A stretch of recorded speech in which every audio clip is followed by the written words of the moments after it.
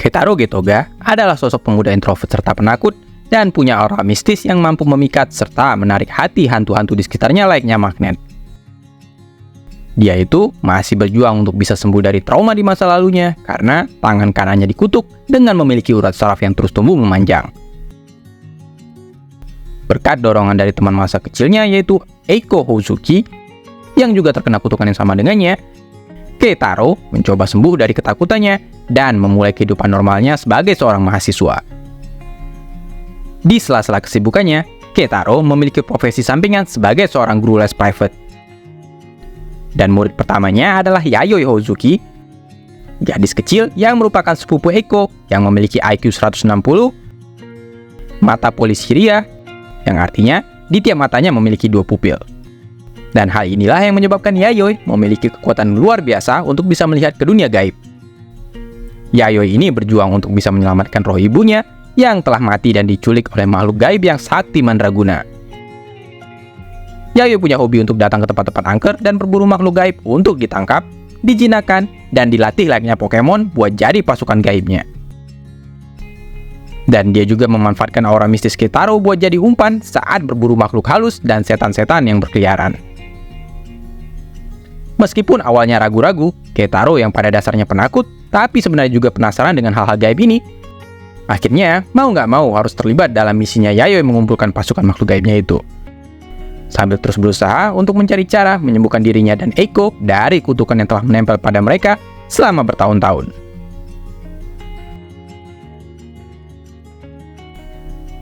Meskipun mantan hikikomori, namun kini Keitaro berhasil masuk menjadi mahasiswa di Universitas Reio dengan nilai tes paling tinggi. Pemuda introvert dan penakut ini gak bisa buat difoto, karena bakalan selalu ada penampakan di sekitarnya.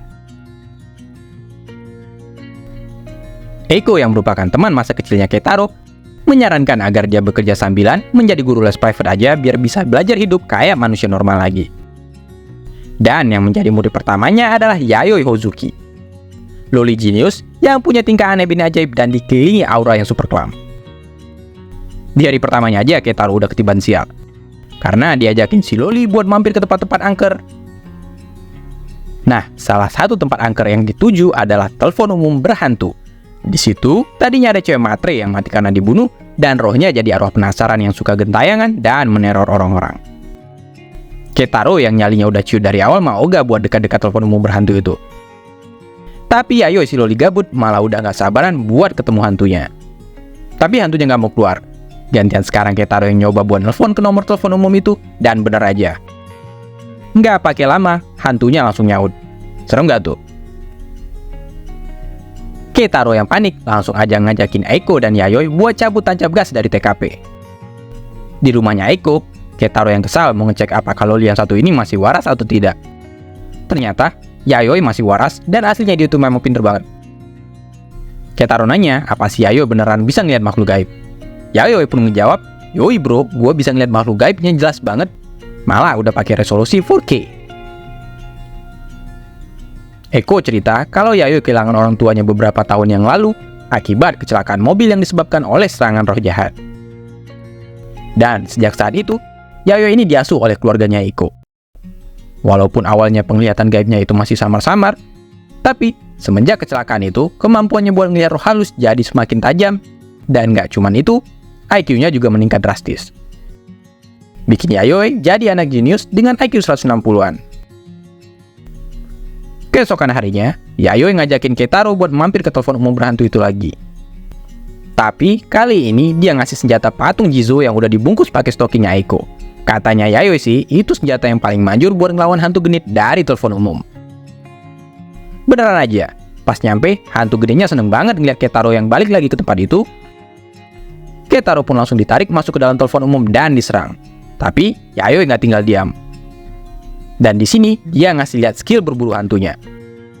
Telepon umum itu dihancurin dan hantu genitnya ditangkap dan dibuat kapok oleh Yayoi dan makhluk gaib peliharaannya. Hari itu, setelah selesai mengajar Yayoi, Keitaro yang punya rencana langsung berangkat ke tempat neneknya buat memeriksa kutukan yang ada di tangan kanannya. Yayoi dan Eiko yang memang hobi jalan-jalan pun maksa buat ikut. Padahal tempatnya lumayan jauh. Tapi ya mau gimana lagi, dasar Keitaro yang nggak bisa nolak. Mereka pun berangkat dari sore, dan pas paginya mereka udah nyampe ke tempat tujuan. Begitu ngeliat Yayoi, nenek Keitaro tahu ada yang nggak beres sama bocil kematian yang satu ini. Dan bener aja, nggak pakai lama, Yayoi langsung diusir oleh neneknya Keitaro. Tapi Yayoi nggak peduli dan malah nantangin si nenek. Acara untuk ngurangin kutukan yang ada di tangan Keitaro pun berlangsung lancar. Tangannya sedikit membaik. Dan pas lagi nyantai, Keitaro pamit mau ke toilet. Tapi emang dasar Keitaro yang merupakan magnet buat makhluk gaib. Pas pulang dari toilet, malah diserang dan dirasuki oleh salah satu boneka hantu yang disimpan di kuil itu. Yayoi yang ngeliat Keitaro linglung langsung aja nyusul ke basement kuil, tempat penyimpanan banyak patung horor yang udah dirasuki makhluk gaib yang paling sadis dan sakti. Di tempat itu, teman, saudara dan sahabatnya Annabelle berkumpul. Yayoi si bocil kematian punya skill berburu hantu yang udah kayak pro player FF. Dan dengan berbekal katana milik si nenek, Yayoi menyelamatkan Keitaro dari cengkeraman boneka terkutuk Annabelle versi Jepang. Dan gak itu aja, tapi Yayoi juga nebar ancaman ke boneka lainnya agar jangan coba-coba buat nantangin dia kalau nggak mau ditangkap dan dibully juga. Pas balik lagi ke rumahnya Eiko, Yayoi ngasih 7 kamarnya ke Keitaro.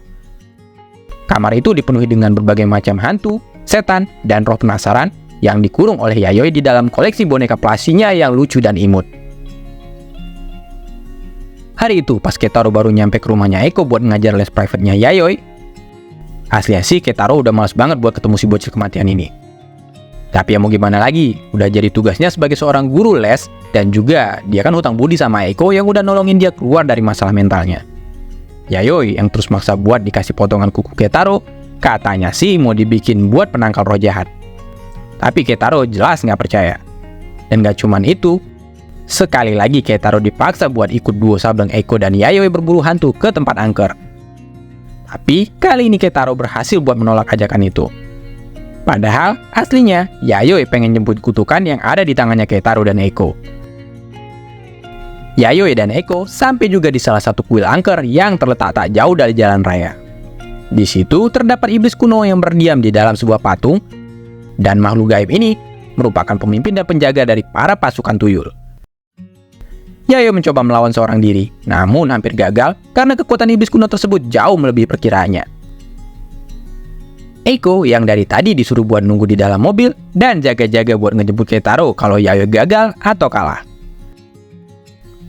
Karena Yayoi nggak balik-balik juga, akhirnya Eiko pun memutuskan buat ngejemput Keitaro untuk dimintai bantuan menyelamatkan Yayoi. Dengan memanfaatkan boneka kertasnya, Yayoi berhasil menghindari serangan dari armada tuyul. Tapi karena kakinya yang terluka, kini pun Yayoi hanya bisa bertarung pakai mode gerilya sambil sembunyi-sembunyi. Dan saat keadaan Yayoi benar-benar kepepet, Keitaro pun datang untuk menyelamatkannya. Pas balik ke rumahnya Eiko, Yayoi yang berhasil ngedapatin salah satu jari dari patung tempat iblis kuno itu berdiam, Yayoi pun mengajarkan bagaimana cara dia ngendalin makhluk gaib yang udah ditangkap dan dijinakin sama dia.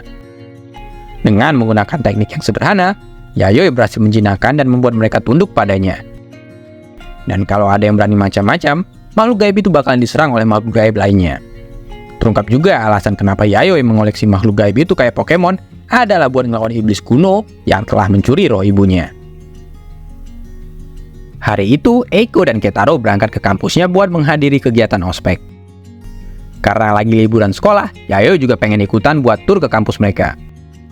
Sampainya di sana, ternyata Eiko punya banyak penggemar yang kagum oleh kepintarannya. Pas selesai foto bareng penggemarnya, Eiko ngajakin Keitaro buat join ke kelas yang membahas misteri, mitos, legenda, dan cerita horor.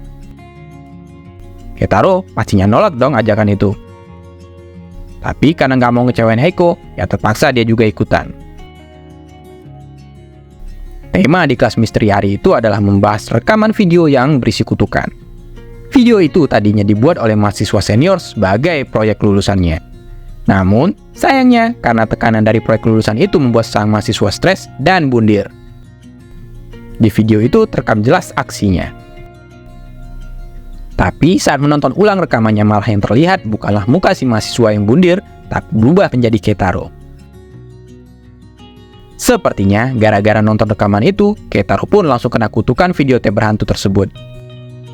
Yayoi dan Eiko pun tentu saja nggak tinggal diam. Mereka melakukan segala macam upaya buat ngelepasin Keitaro dari kutukan video berhantu tersebut. Yayoi menggunakan salah satu ide anehnya. Dia nangkap roh jahat yang ada di video tape tersebut dan diikat di depan monitor buat disuruh nonton rekaman videonya sendiri. Teorinya sih simple. Dengan kayak gitu menurut Yayoi, kutukan itu bakal balik lagi ke roh jahatnya. Tapi ternyata nggak semudah itu. Roh jahatnya pun ngelawan. Berkat plushi buatan Yayoi, roh jahat itu nggak mampu menyerang Keitaro secara langsung.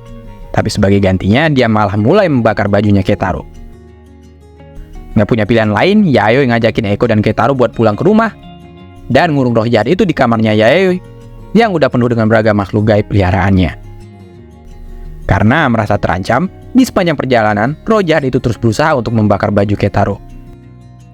Tapi berkat skill mengemudi Eiko yang gak kalah dari Takumi, akhirnya mereka bisa sampai ke rumah dengan selamat. Dan si roh jahat itu berhasil dikurung di dalam kamar angker milik Yayoi. Di akhir episode ini, terungkap bahwa Eiko diam-diam sangat terobsesi kepada Keitaro. Hari itu, Keitaro lagi mencoba buat ngembalin skill bersosialisasinya lagi. Dengan cara mencari teman lain dan join ke klub ekskul yang ada di kampusnya. Berbekal dandanan maco ala opa-opa Korea dan kacamata kekinian pemberian Eiko. Keitaro pun melangkah maju dengan pedenya buat mencari teman baru. Menurut Eiko, dengan menggunakan kacamata, Keitaro akan kelihatan pintar. Padahal aslinya itu hanya akal-akalan Eiko yang diam-diam udah memasang kamera tersembunyi, GPS, dan juga berbagai macam sensor buat keperluan stalking. Seorang pemuda bernama Nagayama menghampiri Keitaro. Nagayama ini adalah mahasiswa senior dan pemimpin dari salah satu klub yang ada di kampus itu. Di tempat lain, Eiko dan Yayoi masih terus mengawasi dan menganalisa setiap tindakan Keitaro dari kamera tersembunyinya. Perjuangan Keitaro mencari teman pun gak sia-sia. Sekarang, dia berhasil mendapatkan teman baru dan juga bergabung ke dalam salah satu klub yang ada di universitas itu.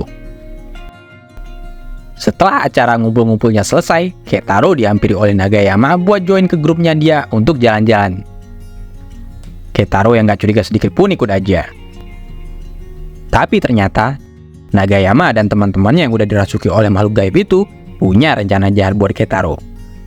Keitaro pun dikasih minum air mineral. Padahal airnya sudah dicampur dengan obat tidur. Nagayama dan teman-temannya dirasuki oleh roh jahat yang lumayan sakti dan udah banyak memakan korban. Tiap tahun, roh jahat ini selalu mengganti korbannya. Jadi nggak ada yang sadar kalau ada kejahatan terselubung di dalam kampus ini. Beruntung, saat Nagayama membuka identitasnya, ini didengar oleh Eiko dan Yayoi juga. Karena tahu Keitaro dalam bahaya, Eiko dan Yayoi langsung tancap gas buat menolongnya. Dari alat pelacak, diketahui bahwa Keitaro saat ini ditahan di gedung apartemen tua yang dekat dengan asrama mahasiswa. Dan saat mereka sampai di TKP, Keitaro udah benar-benar sekarat. Yayoi langsung pakai sake yang udah dijampi-jampi buat ngusir roh jahat itu. Tapi ternyata, tanpa roh jahat yang merasukinya pun, Nagayama yang punya nama asli Machida ini bukanlah orang baik-baik. Dia terlibat dalam beberapa kasus kekerasan dan sempat ditahan oleh pihak kepolisian. Karena hal inilah, Machida ini dipilih oleh roh jahat yang bernama Nagayama buat jadi inangnya. Kesal karena rencananya digagalkan oleh Eiko dan Yayoi, Machida berusaha membakar bangunan itu. Tapi Yayoi langsung menghajar Machida pakai botol sake sampai pingsan. Dan setelah menelpon polisi, mereka pun buru-buru kabur dari tempat itu. Dari kejauhan terlihat roh jahat Nagayama memangsa Machida. Rio pemburu hantu sekarang lagi ngadain acara penghilang stres dengan cara liburan dan camping di pinggiran sungai. Malamnya, Eiko dan Keitaro bikin janji untuk bekerja sama dan saling jaga, sambil mencari cara buat melepaskan kutukan yang ada pada mereka. Gak jauh dari tempat mereka camping, ada jembatan besar. Dan malam itu, gak sengaja Eiko samar-samar melihat ada makhluk aneh yang melompat dari jembatan itu. Pas lagi tidur, Eiko dihipnotis oleh makhluk gaib tadi dan diperintahkan buat jalan menuju jembatan. Keitaro dan Yayoi yang tiba-tiba kebangun langsung coba buat nolongin Eiko. Mereka membuat rencana agar bisa mengalahkan dan menangkap makhluk gaib yang udah menghipnotis Eiko. Pas nyampe di jembatan, ternyata makhluk gaibnya ada lebih dari satu.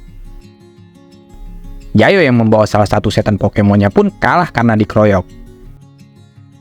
Keitaro yang mencoba menghentikan Eiko yang akan loncat dari jembatan malah didorong jatuh. Beruntung, Yayoi udah punya persiapan dan mengikat badan Keitaro pakai tali.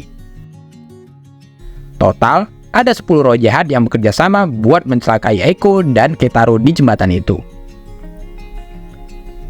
Keitaro diserang oleh Eiko yang masih berada di bawah pengaruh hipnotis dari makhluk gaib itu. Dan salah satu roh jahat itu juga mencoba buat merasuki Keitaro. Tapi Yayoi udah ngasih sake yang berisi jampi-jampi ke Keitaro buat jaga-jaga kalau Keitaro juga ikut dirasuki. Yayoi dan Keitaro pun berhasil menangkap roh jahat itu satu persatu. Yayoi memakai teknik penjinak hantunya buat mencari dari 10 roh jahat tadi yang mana yang menghipnotis dan mengendalikan Eiko. Begitu ketahuan, tanpa ampun, Yayoi langsung aja ngarahin Pokemon gaibnya buat memusnahkan roh jahat yang paling sadis dari 10 hantu itu. Eiko berhasil sembuh dari pengaruh hipnotis roh jahat tadi, dan Yayoi pun mendapatkan tambahan 9 makhluk gaib buat dijinakin dan dijadiin pasukan Pokemon gaibnya. Hari itu, dengan menggunakan pendulum, Keitaro memilih lokasi buat hunting roh jahat berikutnya. Eiko yang udah standby di mobil siap buat mengantar mereka kemanapun. Target buruan hari ini adalah roh jahat yang udah lama bersemayam di dalam terowongan es di salah satu jalan di kota H. Berbagai cerita seram mengenai terowongan ini sudah sangat sering disiarkan di TV maupun artikel online. Mulai dari penampakan hantu wanita berambut panjang dan berlumuran darah, wanita dengan bayinya yang tiba-tiba saja menyeberang jalan lalu menghilang begitu saja, sampai dengan penampakan wanita yang tergantung terbalik dari atas terowongan. Pokoknya, terowongan es ini adalah tempat yang paling angker di kota H ini. Keitaro yang emang dasarnya penakut langsung ciut nyalinya setelah mendengarkan semua cerita horor dari Eiko tadi dan meminta untuk pulang. Awalnya, trio pemburu hantu ini mencoba untuk jalan kaki melewati terowongan itu, tapi setannya masih malu-malu dan gak mau langsung keluar begitu saja. Yayoi memberi ide agar mereka mencoba lagi melewati terowongan itu menggunakan mobil. Dan benar saja, pas di tengah terowongan, mobilnya berhenti. Mereka berharap dengan kayak gini hantunya mau keluar buat nunjukin diri. Benar aja, dan gak pakai lama, satu persatu hantunya mulai muncul. Yayoi langsung injak gas dan nabrak hantunya buat mengecek jenis tipe hantunya. Hantu tipe pertama kalau ditabrak itu nembus. Hantu tipe kedua kalau ditabrak itu nyangkut dan malah masuk ke dalam mobil. Dan hantu tipe ketiga kalau ditabrak itu malah mental. Dan gak pakai lama, hantunya berhasil ditangkap. Misi berhasil dan trio pemburu hantu ini pun langsung pulang. Tapi ternyata hantunya cukup pintar buat pakai body double. Dan yang ketangkap oleh Yayoi tadi itu bukan hantu aslinya. Pas nyampe ke rumah, Keitaro ternyata diikuti oleh hantu yang asli. Mulai pas Keitaro mandi sampai tidur, hantu itu nempel kayak perangko. Pas nyadar udah kena tipu oleh hantu tadi, Yayoi ngajakin Eiko buat tancap gas balik ke rumah Keitaro. Dan bener aja, Keitaro udah berada dalam cengkraman hantu tadi. Dia bisa bikin penampakan palsu. Pas masuk ke kamarnya Keitaro, Yayoi langsung diserang. Tapi beruntung, Yayoi yang udah tahu karakteristik hantu ini bisa menang dengan mudah dan berhasil buat menangkap hantu ilusi ini. Dan di akhir episode 7 ini diperlihatkan Ai Kamiyo yang bakal jadi murid keduanya Keitaro.